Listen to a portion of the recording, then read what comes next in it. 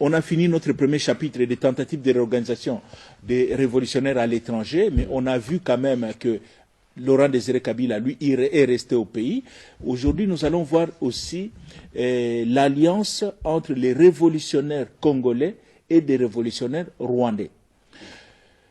Pourquoi on parle de ça? Lorsque on lit les mémoires de Che Guevara, on a vu l'épisode Che Guevara était au Congo en 1965 dans les maquis des musées. Lorsqu'on lit les mémoires de Che Guevara, à un moment, il parle que pendant que j'étais dans le maquis de Laurent Désiré Kabila, il y avait 700, à peu près, plus de 700 combattants rwandais qui étaient dans le maquis. On peut se poser la question, qui étaient ces combattants rwandais qui travaillaient avec Laurent Désiré Kabila? Comment sont-ils arrivés là-bas? D'où venaient-ils? Donc, on sait que lorsque le 5 mai 1965, lorsque les Simba libèrent Oki-Pouvira, la localité d'Ouvira, l'un des dirigeants de cette attaque, il s'appelle un révolutionnaire aussi de l'Est, qui travaille avec Laurent Désiré Kabila, il s'appelle Antoine Marandura. Lorsque Marandura libère Ouvira, il y a une délégation de 30 combattants rwandais qui sont venus voir les Maï Maï, donc les Simba à l'Est. La délégation était dirigée par son président qui s'appelle François Roukeba.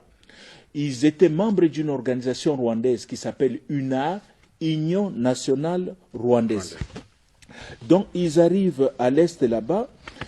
L'UNAR, c'est une organisation qui a été créée dans les années 50 au Rwanda, qui combattait justement la colonisation. C'était une organisation très très sérieuse puisqu'ils avaient bénéficié quand même du soutien à l'époque de l'URSS et de la Chine populaire.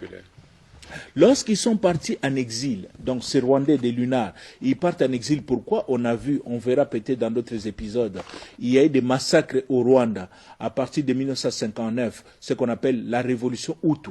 Les Hutus ont renversé le régime qui était là-bas, qui était dirigé par les Tutsis. Oui. Donc il y a eu beaucoup de massacres des Tutsis, et ces troubles-là ont duré de 1959 en 62. Donc beaucoup de Tutsis sont partis en exil. Ils sont partis en exil. On a vu, peut-être qu'on le verra après, il y a un groupe de réfugiés qui ont fui, Rwandais, Tutsis rwandais, qui ont fui le Rwanda en 1959 pour aller se réfugier en Ouganda. Leurs enfants vont revenir en 1994 en créant une formation politique qu'on appelle Front Patriotique Rwandais. C'est le groupe FPR, c'est le groupe de Kagame et de James Kabarebe. Oui. Kagame a fui avec ses parents en 1959, il avait 3 ans. Donc ça c'est le groupe. Mais il y a un groupe aussi qui est venu au Congo, donc les Roukeba là. Oui. Les François Roukeba, entre 1961-66, ils vont lancer 10 attaques contre les Rwandais pour libérer les Rwandais, mais à chaque fois, ils échouent. Alors, ils vont décider de changer de stratégie. Ils vont adopter une stratégie, je pense, avec, disons, 4 points. Le premier point, il dit, nous allons faire une alliance avec les révolutionnaires congolais. Il faut qu'on fasse une alliance. On ne peut pas continuer comme ça à se battre seul. Les Congolais du CNL, ouais. CNL Est. Donc, Laurent Désiré Kabila et ses camarades. Ses camarades, Soumialo et... Exactement. Non, les Soumialo, là, ils sont déjà partis. C'est Laurent Désiré Kabila, maintenant, qui est resté avec les Marandura. Voilà. De l'Est, oui. Et, deuxième point de la stratégie, nous allons aider les Congolais à libérer leur pays. Hein, nous allons nous battre avec eux au Congo pour qu'ils libèrent le Congo. Troisièmement, lorsqu'ils auront libéré le Congo, nous allons nous servir du Congo comme base arrière. Pour libérer le Rwanda. Pour libérer le Rwanda. Et quatrième point, nous allons maintenant nous appuyer sur l'armée congolaise qui sera maintenant au pouvoir. Oui. L'armée congolaise va nous soutenir pour libérer le Rwanda. Et les accords existent. Ils ont signé des accords au mois de mai 1965. Je cite, oui. Combattre ensemble les gouvernements fantoches et impopulaires de Joseph Kasavubu et Grégoire Kayibanda. Pourquoi Joseph Kasavubu? On vient de voir, l'accord est signé au mois de mai 1965. Joseph Kasavubu est encore au pouvoir. Oui, c'est en novembre que Mobutu l'a renversé. Exactement. Oui. Et Kayibanda était président au Rwanda. Exactement. Ouais. Donc c'est ainsi que beaucoup de combattants Tutsis rwandais vont opérer aux côtés de Laurent Désiré Kabila à l'est du pays, essentiellement au sud Kivu. Mais cette présence massive des combattants rwandais va quand même poser un problème à la population. Qu'est-ce qui va se passer? Il va se passer que lorsque les Simba sont chassés des centres urbains. On a parlé d'Ouvira. Après, ils seront chassés. L'ANC va les chasser d'Ouvira. Donc, les centres urbains qu'ils occupaient, ils vont s'enfuir. Ils vont aller maintenant dans les montagnes. Mais pour vivre dans la brousse, dans la savane, là-bas, il faut manger. Alors, qu'est-ce que les Simba vont commencer à faire? Ils vont aller commencer à voler des vaches d'une communauté des éleveurs congolais qui habitent sur des collines. La colline s'appelle Mulenge. Ces éleveurs congolais vont commencer à se défendre contre les Maïmaï, contre les Simba. Mobutu à Kinshasa, on est dans les années 66-67. Mobutu à Kinshasa va apprendre qu'il y a une tribu qui se bat avec les rebelles. Et vous connaissez la stratégie, l'ennemi de mon ennemi est mon ami.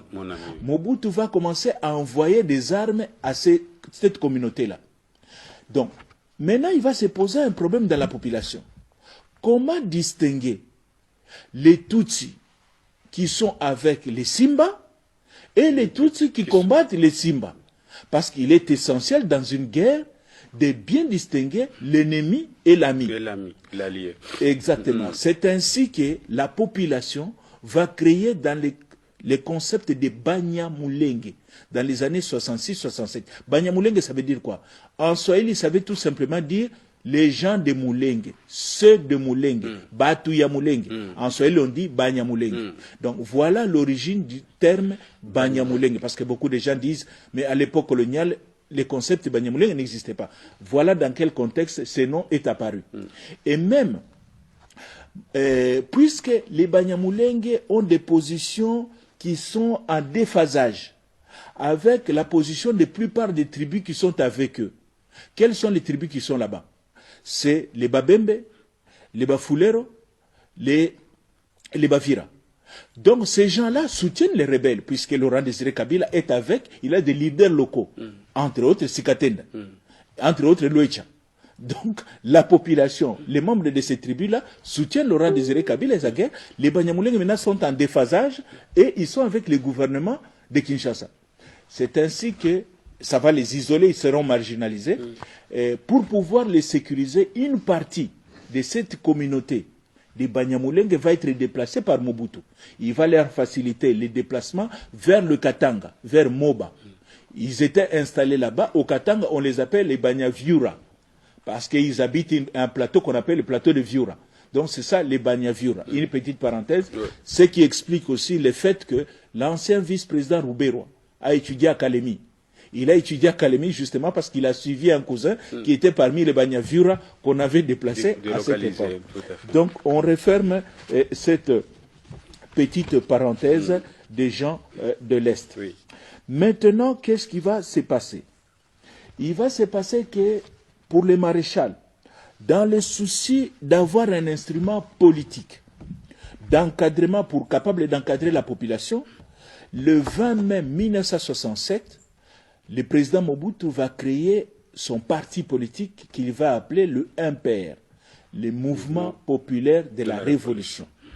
La même année, exactement le 24 décembre 1967, Laurent Désiré Kabila va aussi créer son propre parti qu'il va appeler PRP, Parti de la Révolution populaire. Donc le 24 décembre, Nairobi, à Nairobi Kenya, et Kenya, Laurent Désiré Kabila va créer. Peut-être à ce stade ici, une petite leçon qu'on peut retenir de la politique.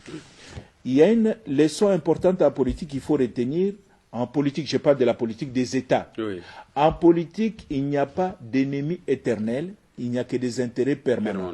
On a vu qu'en 1900, dans les années 60, Laurent Désiré Kabila se bat avec les Banyamulenge, qui bénéficient du soutien de Mobutu. En 1996, Laurent Désiré Kabila va être allié avec les Banyamulenge contre les maréchals Mobutu. Donc on referme cette parenthèse, on n'est pas encore arrivé là-bas. Donc voilà, on a fini avec notre deuxième chapitre.